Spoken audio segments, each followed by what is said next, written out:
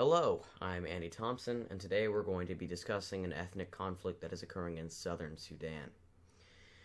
South Sudan is a relatively new country on the world stage, and it's already having major issues. After two civil conflicts with Sudan to gain its independence and only existing for 10 years, it is already experiencing its own civil conflict.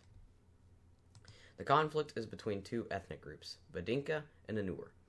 Badinka support current President Kiir, and Banur support previous Vice President Riek Machar. The conflict started here in Juba. As you can see on the map, I'll highlight it here. Juba, the capital of South Sudan, had a shooting between Nur and Dinka. President Kiir paranoidly thought that this was a coup by Riek Machar to gain power. Nevertheless, this ended up in armed conflict, and now there is a gigantic civil war going on throughout this country. Now, there are no actual official boundaries here, and so we have no idea where the Nuer could be.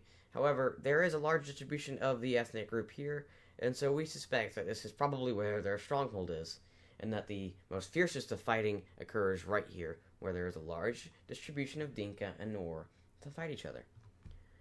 As of recent, there have been not only armed conflicts between soldiers, but armed groups have targeted civilians along ethnic lines. This has caused a major disruption in the local scale, but also at the global scale. The UN is already trying to solve the issue. They sent in around 7,000 peacekeepers to create peace in the region. However, it hasn't been very successful as of yet. Even with the threat of sanctions, this country will not stop, and it isn't right, especially since it's so new. And there's a reason why we should care about this. This country is 10 years old. We don't want it to end up like its previous predecessor, Sudan, which is now in a very bad shape too, since it lost all its oil to South Sudan, who we thought would do much better jobs with this.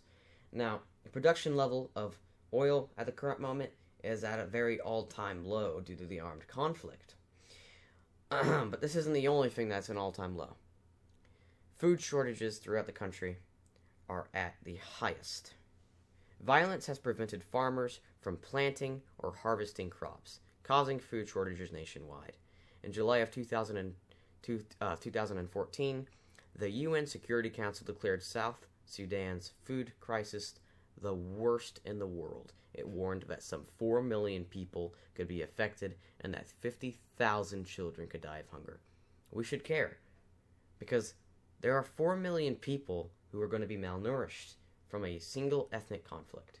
Now, here's what I think of this.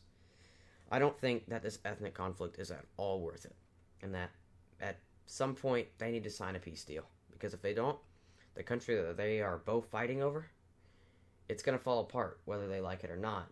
More rebellion groups are going to show up. Maybe Sudan's going to take a piece of the action, try to go back at it. Who knows? But all that spells from this issue is more conflict. More and more and more and more conflict will occur from this. It isn't good. They need to stop, and if they don't, it could turn up into something even worse than it is at the current moment. So, if they don't stop now, it could get much worse. And I think that this is a pointless endeavor by these two ethnic groups, and that they should find a way to have peace, whether it be split the nation again so that they're far away from each other, or just end it peacefully.